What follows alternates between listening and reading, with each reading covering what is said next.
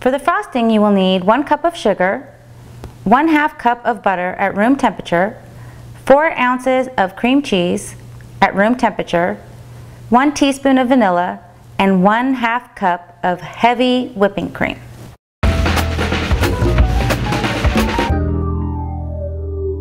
Now it's time to make our frosting. We're going to add 1/2 cup of butter, which is 1 stick of butter, and 1 cup of sugar, and we're going to mix it together until it's creamed. I like to use a hand mixer for the frosting, but you can use an electric mixer if you'd like.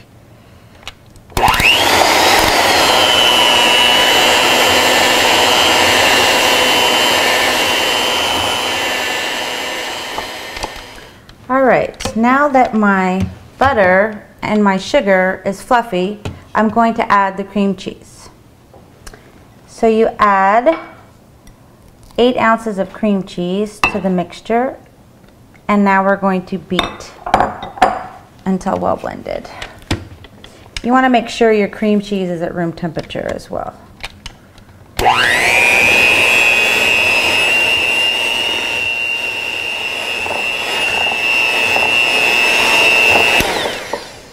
That looks well blended, so now I'm going to add 1 teaspoon of vanilla to my mixture.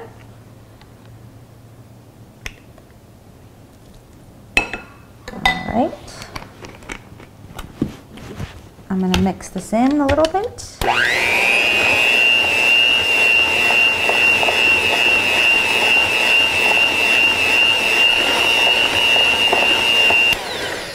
And now I'm going to add in the whipping cream.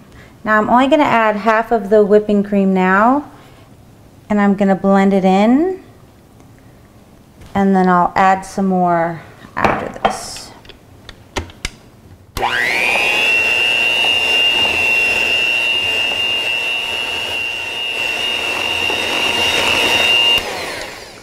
Alright, now depending on the consistency that you would like, you'll add more of the whipping cream.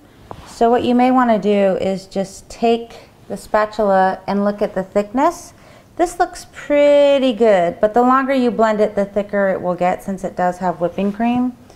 So I'm going to add a bit more here, make it a little more fluffy, and keep mixing it in until it's the consistency that I like.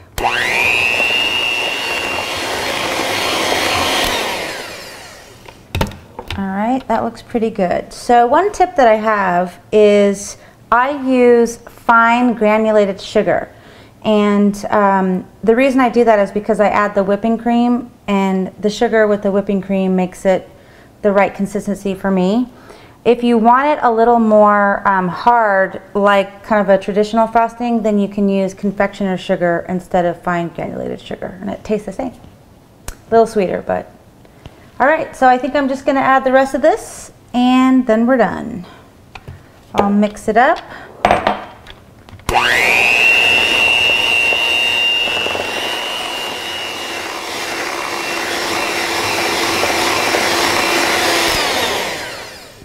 Alright, at the end there I mixed it a little bit faster just to make it a little bit thicker. And as you can see, this is the consistency that I like, and we're ready to frost our cake.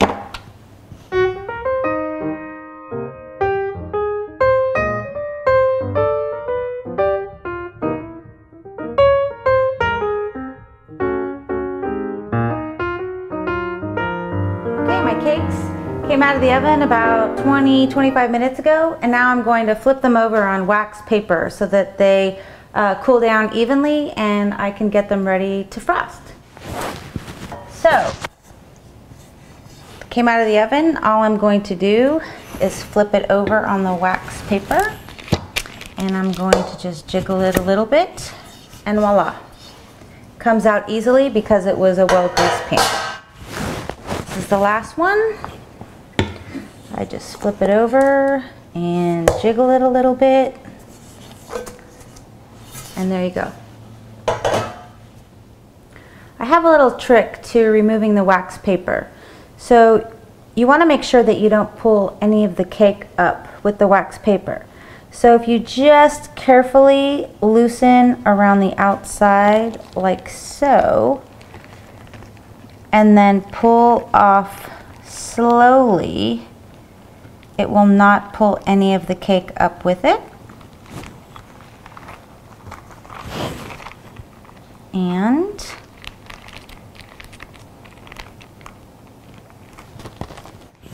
there you go. Let's frost the cake.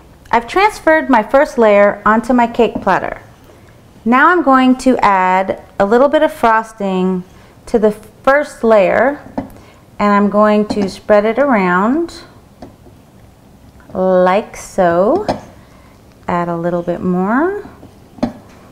Now you want to make sure you don't add too much frosting to the in-between layers so that you ensure you save enough for the top of the cake. All right. Now I'm going to add the second layer, and we're going to repeat the process on the next layer. Now I'm going to carefully transfer the second layer onto the cake.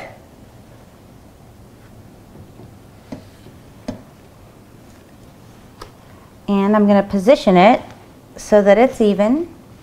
And now I'm going to frost the second layer on the top.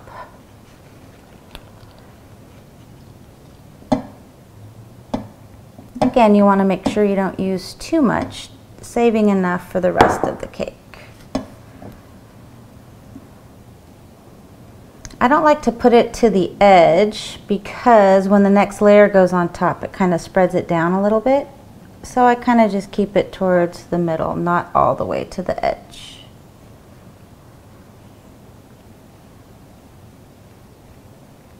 All right. Looks good. Now we're going to go ahead and add the next layer.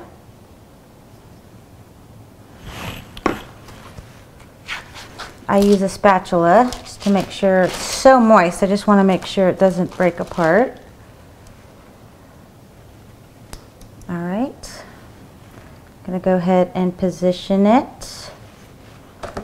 And we'll go ahead and the frosting on the top layer.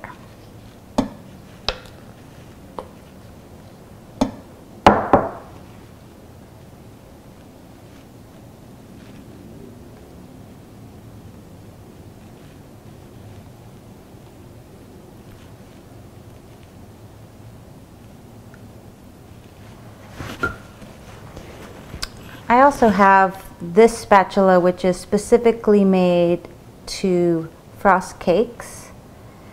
So you can use this if you have one. If not, you can use just a regular spatula. Now that we have iced all three layers, we're now going to apply the frosting to the sides of the cake. I take a little bit on my spatula. I put it on the top and then work my way down, like so.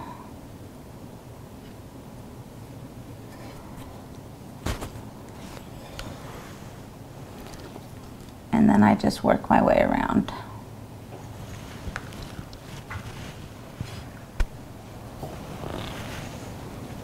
All right, just one little part left here on the cake.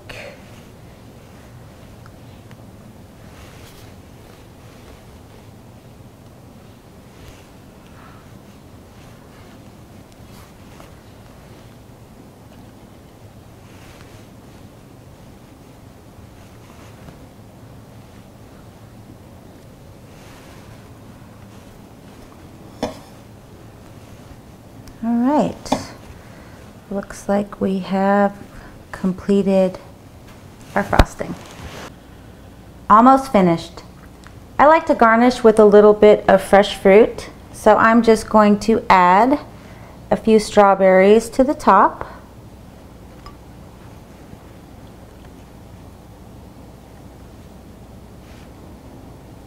Like so.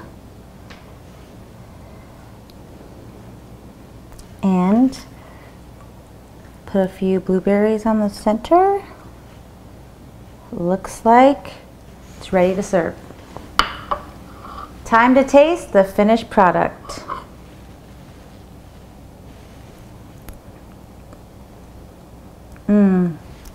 Amazing.